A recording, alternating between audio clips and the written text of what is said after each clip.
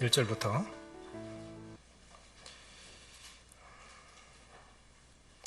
6절까지만 읽겠습니다. 시작. 예수께서 다시 비유로 대답하여 이르시되 천국은 마치 자기 아들을 위하여 혼인잔치를 베푼 어떤 임금과 같으니 그 종들을 보내어 그 청한 사람들 혼인잔치에 오라 하였더니 오기를 싫어하거늘 다시 다른 종들을 보내며 이르되 청한 사람들의 이기를 내가 오찬을 준비하되 나의 소와 살찐 짐승을 잡고 모든 것을 갖추었으니 혼인잔치에 오소서 하라 하였더니 그들이 돌아보지도 않고 한 사람은 자기 밭으로 한 사람은 자기 사업하러 가고 그 남은 자들은 종들을 잡아 모욕하고 죽이니. 여기까지만 보겠습니다. 긴 절인데 어떤 임금의 잔치라는 제목으로 말씀을 드리겠습니다. 주님이 참 비유로 말씀을 많이 하셨습니다. 그런데 그것이 주님의 지혜인 것 같고 비유는 참 중요합니다. 비유를 이끌어서 하늘나라의 의미를 가진 이 땅의 이야기라고 그렇게 정의하고 있습니다. 비유가 뭐라고요? 하늘나라의 의미를 지닌 이 땅의 이야기, 그것이 비유입니다. 예를 들어서 지금 TV 모니터 보면 굉장히 얇지요. 그런데 그 텔레비전만 보면 얼마나 얇은지 실물을 안 보면 모릅니다. 그래서 그 옆에 담배도 지금 굉장히 얇아졌어요. 안 피시니 잘 모르죠. 담배 옛날에는 굵었는데 담배가 가느다란데 그 화면 두께 옆에다가 담배를 딱 놓으면 저렇게 얇구나. 이게 비유로 알 수 있는 거예요. 오래전 일인데 실제로 시동이 걸려서 가는 기관차인데 기차인데 이 객차까지 달려있는 기차인데 시동 걸면 가요. 그런데 얼마나 작은지 아십니까? 호두 속에 들어가요. 호두 속에 들어가는 기관차가 간다고요. 그럼 얼마나 작게 만든 겁니까? 굉장히 작게 만든 거죠. 그러니까 호두와 그 기관차를 옆에 딱 나누면 저걸 누가 만들었지? 저걸 어떻게 만들었지? 이렇게 이해가 가는 거예요. 비유란 바로 그런 겁니다. 천국은 마치 뭐뭐 같으니. 천국은 상상이 안 가는 거예요. 이 땅에 사는 사람들은 천국을 아무리 말해도 잘 모릅니다. 그러니까 예수님께서 천국은 뭐 같냐라고 설명을 하신 건데, 사실 천국은 하나님이 실제로 계신, 천국은 하늘 천자에다 나라 국자. 지난주 하나님의 나라 강시현장님 말씀해 주셨죠? 천국 곧 하나님의 나라. 천국은 하나님이 계신 하나님의 나라. 그러면 하나님이 통치하시는 나라, 실제로 하나님이 통치하시는 하나님이 계신 실제적 공간, 또 하나님의 나라라고 하는 것은 하나님의 백성들이 있는 곳, 또 하나님 자체, 그것이 하나님의 나라입니다. 그러니까 예수님을 마음에 모셨다고 하는 건 이미 하나님의 나라가 시작된 거예요. 예수님을 만난 것이 천국의 시작입니다. 예수님을 만난 것이 천국을 경험하는 시작입니다. 그리고 우리가 복음 집회라고 하는 것은 사실 천국으로 초대한 겁니다. 뭘 초대한 거라고요? 예수님을 만난 것이 천국을 만난 거예요. 아멘이십니까? 하나님의 아들, 그분을 마음 가운데 모시고 사니까 예수님을 만난 것이 천국을 만난 것이고, 예수님을 경험하는 시작이 곧 천국을 경험하는 시작입니다. 그러니까 우리가 이 복음 집회를 단순하게 그냥 복음만 전하는 것으로 생각하시면 안 돼요. 복음 전하는 것은 천국을 소개하는 것입니다. 그럼 천국은 어떤 곳이어야 되겠습니까? 우리가 천국 잔치고 천국으로, 이 복음 집회에 초청한다고 하는 것은 천국으로 초청하는 것입니다.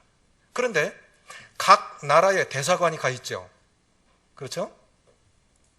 이번에 경로 캠프에 가서 이렇게 강사들 4명이 한 방을 썼는데, 거기 누가 계셨냐면 열문 선교 회장이신 박건식 형님이 계셨어요. 원당교회 사역하시죠. 그런데 복음을 전하신 부산 남북교회 윤경교 형제님이 박건식 형님이 윤경교 형제님한테 고맙습니다. 아예 뭘요? 물질을 보내주셔서 고맙습니다. 뭔 소리 했나? 자식 벌써 시집 장가 보낸 지가 언제인데 무슨 소리 하나 다니. 열린문 선교 회장이신 박건식 형님 아들이 남아프리카 공화국으로 선교사로 파송이 된 거예요. 난 박건식 형님 아들인지 몰랐어요. 원당교회 한 젊은 형제님이 어린아이들 데리고 남아프리카 공화국으로 파송된 건 공문으로 봤지만 박건식 형님 아들인지 모르는 거예요. 형님이 안 알린 거예요. 그래서 아는 사람들만 가서 파송식을 했다는 겁니다. 그런데 남아프리카 공화국 그 만델라인가요? 넬슨 만델라? 그분이 대통령에서 참 유명했던 나라인데, 윤경규 형제님이 선교지에 다녀오셨는데 하시는 말씀이 거기에 목숨 걸고 가는 데예요. 한 달에 총 맞아 죽는 사람 300명씩 나옵니다. 한 달 평균 총 맞아 죽는 사람이 300명씩 나오는 나라입니다. 거기에 내 아들이, 셋째 아들이 이제 4살인데 그 아들을 데리고 선교지를 가겠다는 거예요. 부모 마음이 어떻겠습니까? 어머니는 애간장이 타는 거예요. 꼭 가야 되냐? 이 아빠 연세도 많으신데 이 아빠 사역을 이어받으면 안 되냐? 말씀을 잘 전하시나 봐요. 그러니까 그 형제님 하시는 말씀이, 아들이, 아빠, 한국은 말씀이 넘쳐나요. 한국은 내 아니어도 교회마다 한국은 말씀 넘쳐나요. 복음 한 번도 못 들어본 나라, 한 번도 복음을 못 들은 그 사람들에게 전해야 되지 않겠습니까? 할 말 없잖아요. 할 말 없잖아요. 그런데 마음이 너무 아픈 거예요. 그런 동남아도 아니고 한 달에 총 맞아 죽는 사람이 300명씩 나오는 그 나라로 복음을 들고 간다고 하니까 부모 마음이 참 아픈 거예요. 자, 그러면 한번 생각해 보십시오. 내 자식이 만약에 복음을 들고 그런 나라로 간다면 어떻겠습니까? 우리는 지금 그런 복음 집회하는 거 아니잖아요.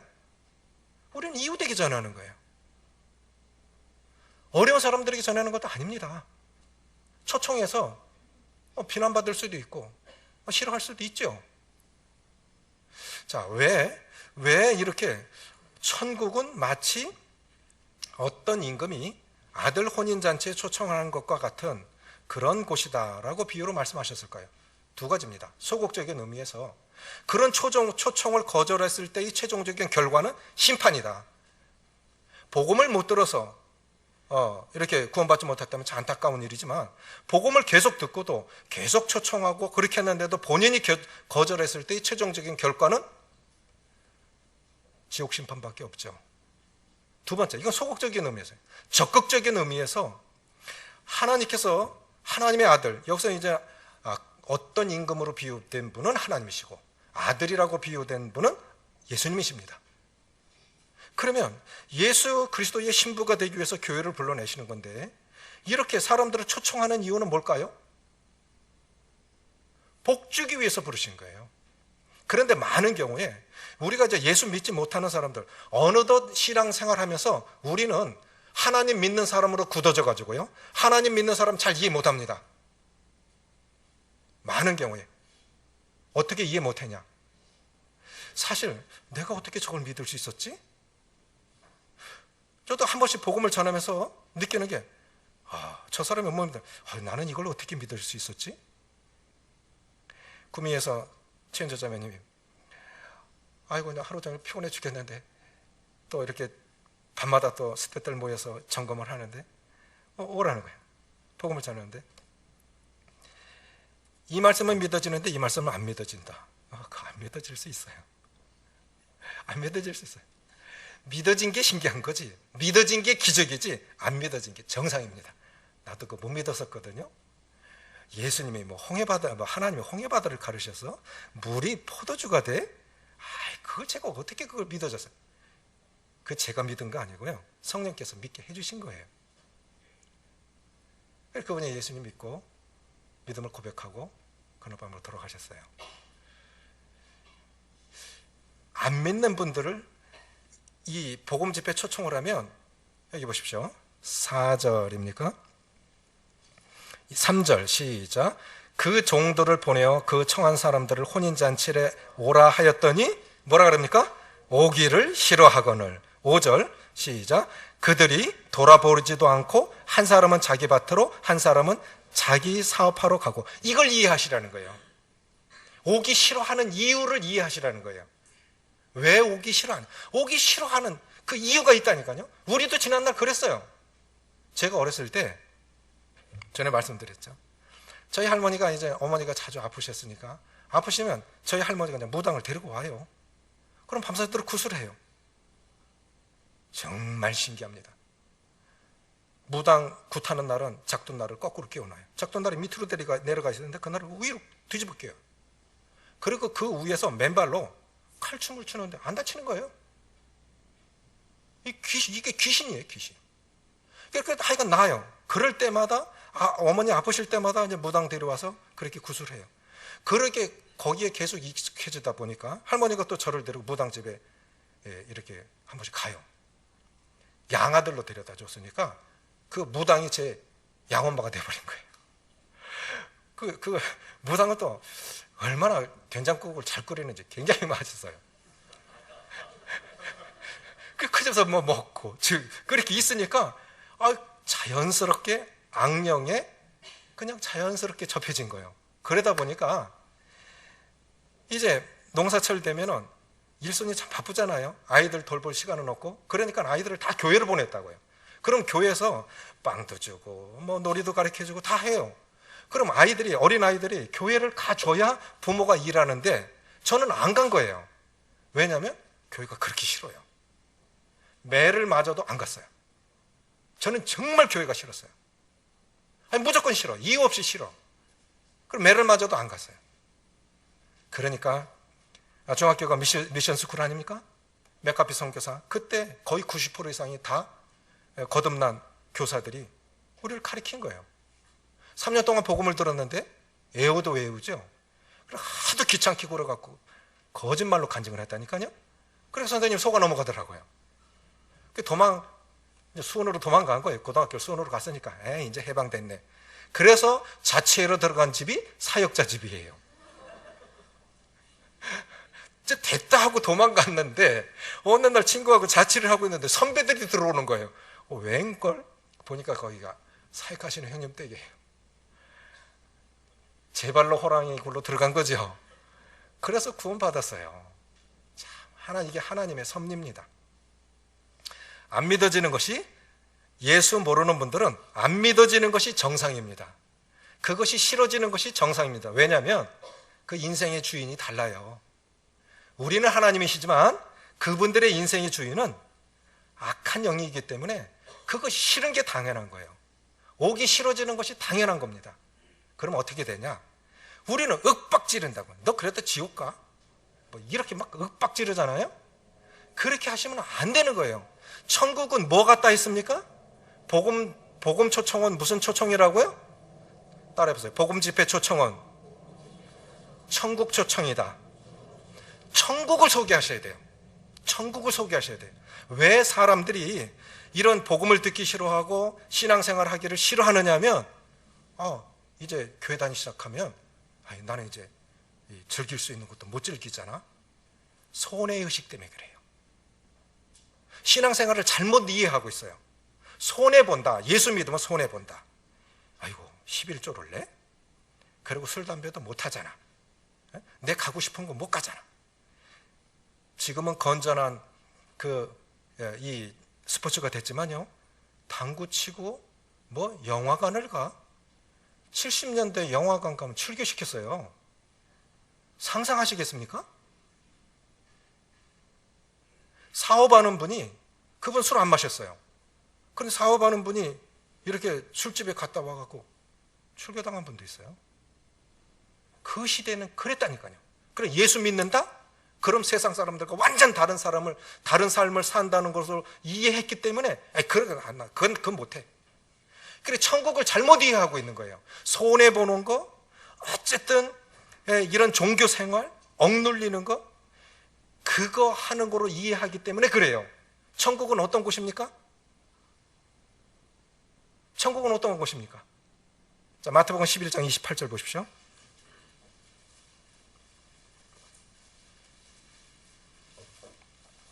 인쇄물은 쭉 읽어보시면 되고,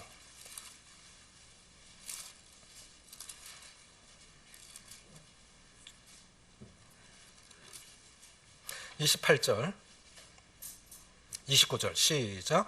수고하고 무거운 짐진 자들아 다 내게로 오라. 내가 너희를 쉬게 하리라. 나는 마음이 온유하고 겸손하니 나의 멍에를 메고 내게 배우라. 그리하면 너희 마음이 쉼을 얻으리니. 수고의 짐 벗겨주시려고 천국으로 초청하신 겁니다.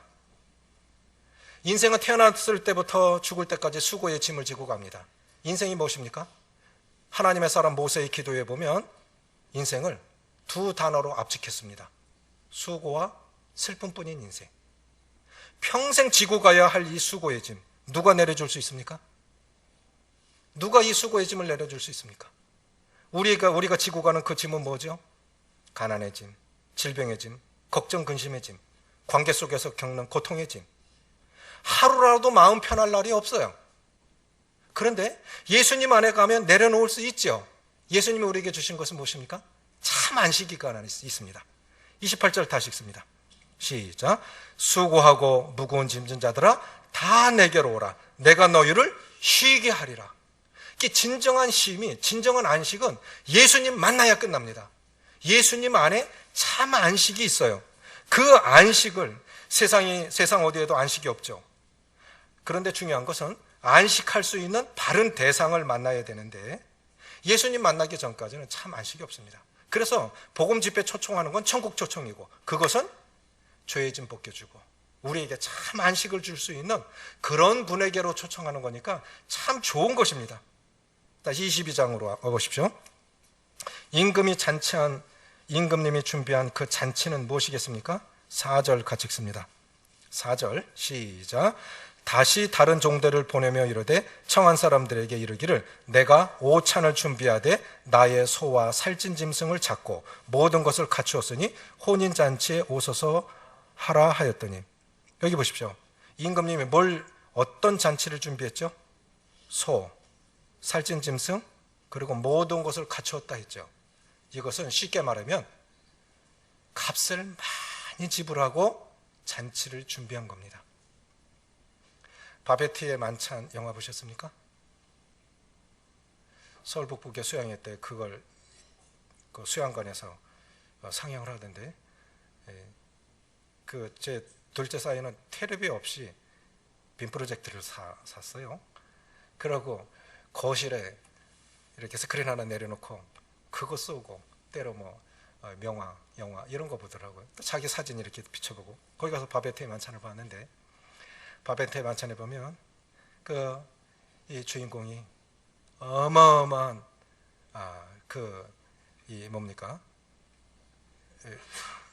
몇백억, 몇십억 이렇게 받는 거 그거 뭐죠? 이렇게 한번 복권에 당첨이 돼갖고 프랑스 사람인데 어마어마한 돈에 당첨이 됐어요. 그런데 그 어마어마한 거액을 한 번의 만찬을 위해서 다 쏟아붓어요. 죽을 수밖에 없는 나를 보호해주고 살려주셔서 고맙습니다. 내가 프랑스 요리사인데 프랑스로 돌아가면 죽어요. 나를 보호해주고 나를 지켜주는 거 참 감사해서 내가 할 수 있는 것으로 당신의 교회 사람들을, 목사님 돌아가셨는데 목사님이 섬기셨던 교인들을 내가 한번 섬기고 싶습니다. 그래서 그 어마어마한 보험금을 거북이 요리, 삭스핀 이런 거로 해서 한 번에 요리를 해서 평생 그들이 처음 먹어본 거예요. 그렇게 대접을 해요. 어마어마한 값을 지불하고 우리가 생각하면 상상할 수 없는 일이죠. 그럼 한번 생각해 보세요. 하나님 우리 천국 초청하려고 어떤 값을 지불해 주셨습니까? 어떤 값을 지불해 주셨죠? 남의 자식 살리려고 내 자식 죽이는 사람이 있습니까? 저는 지구상에 없다고 봐요. 나를 위해서 죽을 수 있는 사람도 없고 나도 누구를 위해서 죽을 수 있는 사람이 아닙니다. 남의 자식 살리자고 내 자식 죽일 수 있는 사람은 아마 없을 거예요. 그런데 하나님께서 당신의 사랑하는 아들을 십자가에 내놓으시고 죄 없으신 예수님이 이 죄 많은 인생들 지옥 가지 말고 천국 가라고 당신의 아들을 죽여서 우리를 구원해 주시고 천국문을 열어주신 이 초청 집회. 그래서 우리가 이제 죄인이 아니고 죄인이 의인 돼서 천국 가라고 허락하신 그 은혜, 그거 전하는 것이 이게 복음 집회입니다. 우리는 이 신앙이라는 걸 세상 사람들은 잘못 이해하고 있어요. 그래서 좋은 걸 소개해 줘야 됩니다. 내가 온전하지 않지만 여전히 부족하지만 내가 예수님 믿어서 참 행복하다. 세상이 줄 수 없는 기쁨이 있다. 걱정 근심이 없는 게 아니라 그 걱정 근심 속에서도 참 평안이 있고 세상이 줄 수 없는 기쁨이 있고 하늘 소망이 있다. 이 가지면 가질수록 더 갖고 싶은 것이 욕심 아니겠습니까? 그렇지 않습니까? 없는 사람은 시골도 보세요. 시골에 한번 가보면요, 없을 때는 다 나눴어요.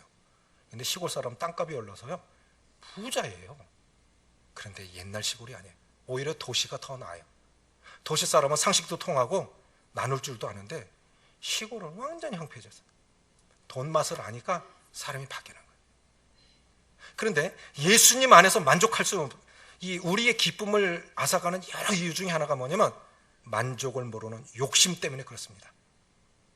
그런데 예수님으로 만족할 수 있다면 정말 이 땅이 천국이 아니겠습니까? 예수님 안에 있는 것이 천국이 아니겠습니까? 그런 것들 소개하는 것이 복음 집회라는 거죠. 그런데 초대받은 사람들이 오기를 싫어해요. 왜 오기를 싫어할까요? 그 애플폰에 보면 그 무슨 마크 그려져 있죠? 사과 한 입 비워 먹은 그거 그려져 있죠. 그래서 사람들은 그거를 선악과라고 그래요. 선악과 하나 손에 다 사탄이 선악과 하나씩 다 손에 들려줘서 하나님만 믿고 이것만 믿고 따라다니라고 그렇게 한 거라고 그렇게 비유들을 해요. 근데 보십시오. 아담이 선악과 따먹을 때 보암직스럽고 모검직스럽고 지혜롭게 할 만큼 탐스럽다고 했습니다. 하나님의 말씀이 떠나가니까 그것이 보여진 거예요. 근데 야고보서 2장 15절에 보면 이 세상을 사랑하는 육신의 정욕과 안목의 정욕과 이생의 자랑, 그것이 인간이 추구하는 목표입니다. 육신의 정욕과 안목의 정욕과 이생의 자랑. 그런데 그 육신의 정욕이 뭐냐면 육신을 즐겁게 하는 본성들이에요. 왜 교회 오기 싫어하고 왜 예수님 믿기 싫어하는지 아십니까? 육신의 본성이 하나님 믿는 것보다 더 좋은 거예요. 본성을 추구하고 본성대로 살고 싶은 거예요. 그 기쁨이 더 좋은 겁니다. 대표적인 것들로 식욕, 성욕이에요. 맛집 찾아서는 암만 거리가 멀어도 가지요. 그런데 복음 집회에 초청하면 잘 옵니까? 그게 더 좋은 거예요. 식욕, 성욕. 육신의 본성. 두 번째는 뭐냐면 안목의 정욕. 이게 갖고 싶은 소유욕입니다. 갖고 싶은 소유욕. 요즘은, 그래 옛날에는 교회가 줄 것이 참 많았어요. 먹을 것도 주고 또 놀이기구도 주고 많은 것들 지식도 전달해주고 교회가 줄 것이 많았는데 지금은 세상에 너무너무 좋은 것들이 많아요.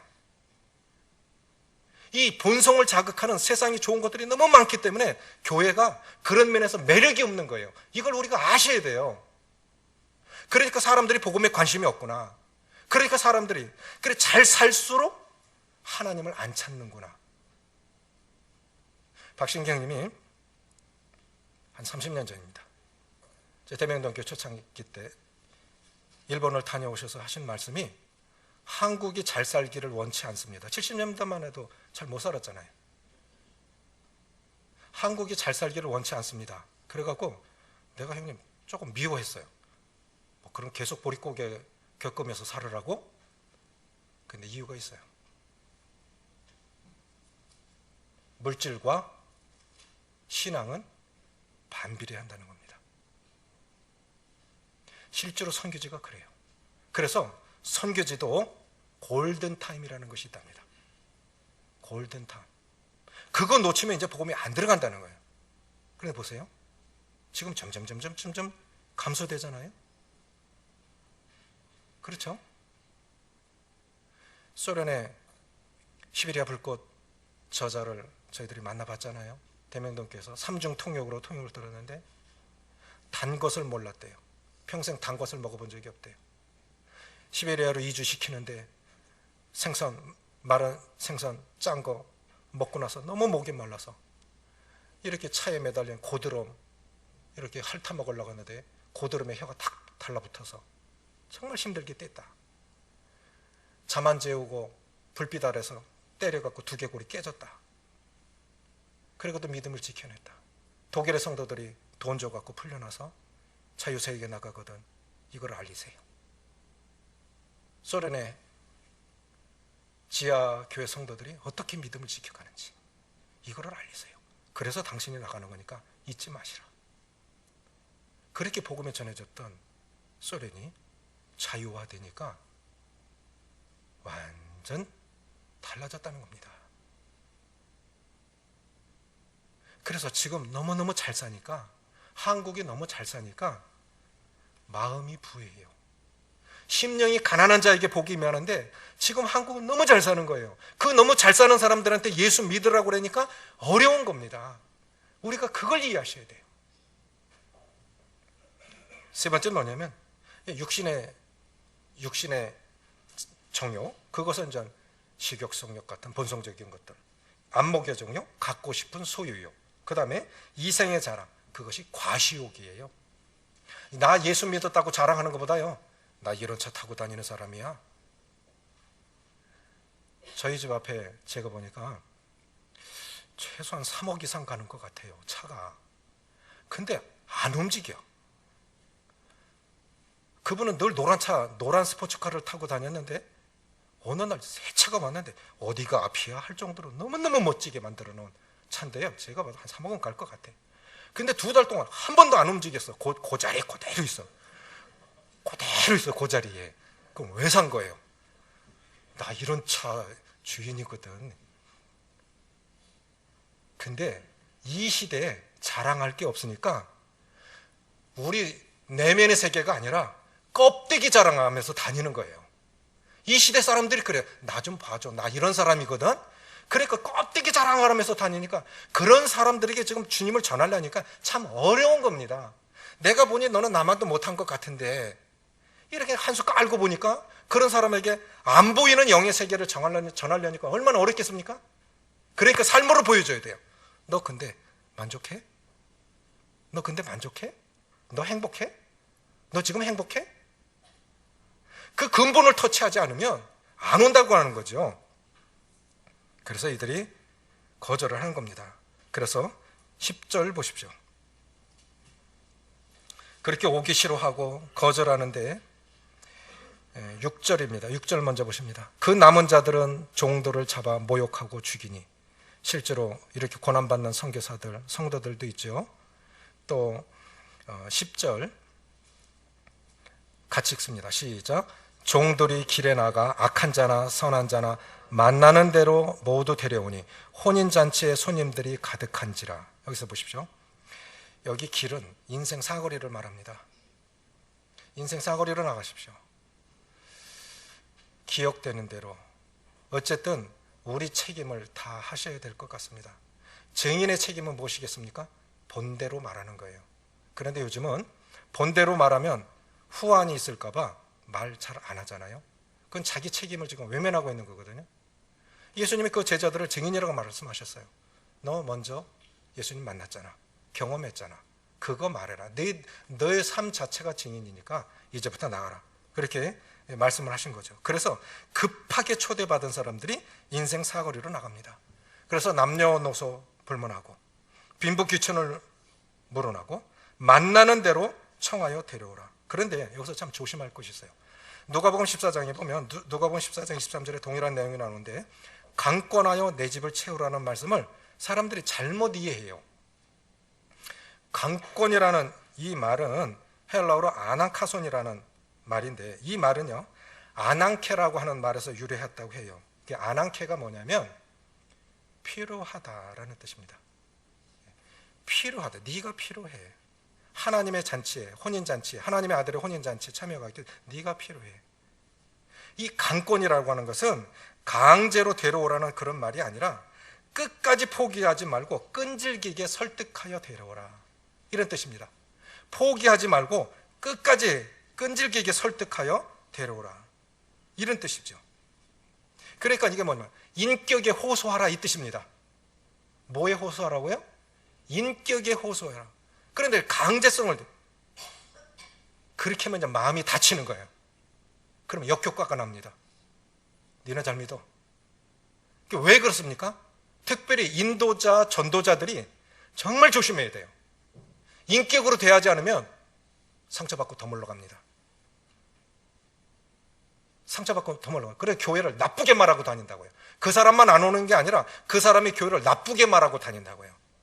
안 믿어도 괜찮아. 그런데 안 믿어도 뭐 네 자유니까 안 믿어도 괜찮은데 내가 믿은 하나님 한번 와 들어봐 줄래? 한번 들어볼래? 이렇게 인격에 호소하고 설득하는 거예요. 존중히 여기면서. 그런데 우리가 조금 열정이 지나치다 보면 상처를 줘요. 그거는 잘못하는 거예요. 예수님을 잘못 전하는 거예요. 오히려 그렇기 때문에 문이 더 닫힐 수도 있습니다. 자, 다 준비됐습니다. 모든 것이 준비됐다고 했는데 오기만 하면 돼요. 중동의 결혼, 예수님 사역할 때 제일 처음 사역을 어떻게 시작하셨습니까? 가나 혼인잔치죠. 그 갈릴리 호수 바로 옆에 그 가나 지역이 있습니다. 가나 혼인잔치, 예수님의 사역 잔치집에서 시작하셨습니다. 그러면 사실 우리 신앙생활 하는 것이 잔치여야 되지 않습니까? 복음잔치고 천국잔치여야 되지 않습니까? 다 준비됐다고 그랬습니다. 그런데 보십시오. 다 준비가 됐는데, 다 초청을 받았는데 다 잔치에 들어간 건 아니에요. 왜냐하면 그 주인이 예비한 옷을 입고 들어가야만 잔치를 즐길 수가 있습니다. 그런데 갑자기 초대받은 사람이 무슨 준비할 시간이 어디 있겠어요? 가난한 사람이 예복이 어디 있습니까? 입는 옷도 있을까 말까인데, 그 시대에 예수님이 다 준비해 놓으신 거예요. 근데 많은 사람들이 이렇게 생각하죠. 교회 가면 술, 담배 다 끊고 가야 되잖아. 이것저것 다 끊고 가야 되잖아. 그게 아니죠. 예수님 다 준비해 놓으셨는데, 예수 믿으면 그 후에는 저절로 끊어지는 건데, 거꾸로 생각하니까 못해요. 예수님 믿고 나면 끊어집니다. 믿고 들어오는 것이 아니라 믿고 나면 끊어지는데 잘못 이해해요. 그렇게 해서 설명해 줄 필요가 있죠. 영국 여왕이 어느 날 이렇게 사냥을 나갔는데, 자기가 하는 게 아니겠죠. 신하들을 통해서 나갔는데, 그 영국은 뭐 바바리 코트 참 유명하잖아요. 워낙 안개 많이 끼고 비 많이 오니까 안개가 자꾸 끼고 이슬비도 내리니까 지척이 분간이 안 가는데 길을 잃어버린 거예요. 산중에서. 그런데 마침 그때 주변에서 양을 키우고 있는 목동이 있었습니다. 이 여왕이 이런 걸 지켜보고 있었는데 길을 잃은 거예요. 큰일 난 거예요. 여왕이 준비한 것도 없는데 비 맞고. 목동의 안내를 받은, 목동은 눈 감고도 찾아갈 수 있는 길이니까 아무리 험중해도 안내를 해서 안개 지역을 벗어났어요. 한참 후에 여왕으로부터 초대장이 왔어요. 어디로 초대한 겁니까? 영국 왕궁으로, 여왕이 사시는 왕궁으로 초대를 했는데, 누굴 초대한 겁니까? 목동. 초대를 받았는데 단 두 문장으로 초대가 됐습니다. 지금 오라. 지금 오라. 무조건 오라. 이게 뭘 말하는 거예요? 지금 오라. 우리가 지금 초청하지 않으면 그 사람 예수님 복음 못 듣고 죽을 수도 있습니다. 지금입니다. 보라. 지금은 구원받을 만한 때요. 보라. 지금은 은혜로다. 은혜의 날이로다. 언제라고요? 지금입니다. 지금 오라. 무조건 오라. 그러면 왕궁에 그런 몰골로 그런 목동을 잔치상에 앉히겠습니까? 완전히 씻기고 옷 갈아입히고 재봉사 벌써 준비 다 해놨겠죠? 색깔이 입혀서 함께 즐기게 하겠죠? 예수님이 벌써 구원의 옷까지 다 준비해놓고 와서 즐기기만 하는데 이거를 모르는 거예요. 그러니까 이미 우리가 경험한 사람들은 참 안타깝잖아요. 그래서 그렇게 설명해 주라는 겁니다. 다 준비됐습니다. 소도 잡고 짐승도 잡고 온갖 것 다 준비됐으니까 그냥 와 보십시오. 기만 열어주세요. 참석하셔서 기만 열어주세요. 안 믿어도 괜찮습니다. 기만 열어주세요. 그렇게 인격의 호소에서 설득하셔서 주님의 집을 채우셔서 강권하여 내 집을 채워라. 이것은 인격적으로 호소해서 끝까지 포기하지 말고 잘 설득해서 주님의 집을 채워가라, 이 뜻입니다. 이번 복음 집회가 그래서 40일간 우리가 특세를 하고 있는데 어떤 기적을 주실는지 모르겠어요. 정말 저는 하나님의 기도를 들으신다고 믿습니다.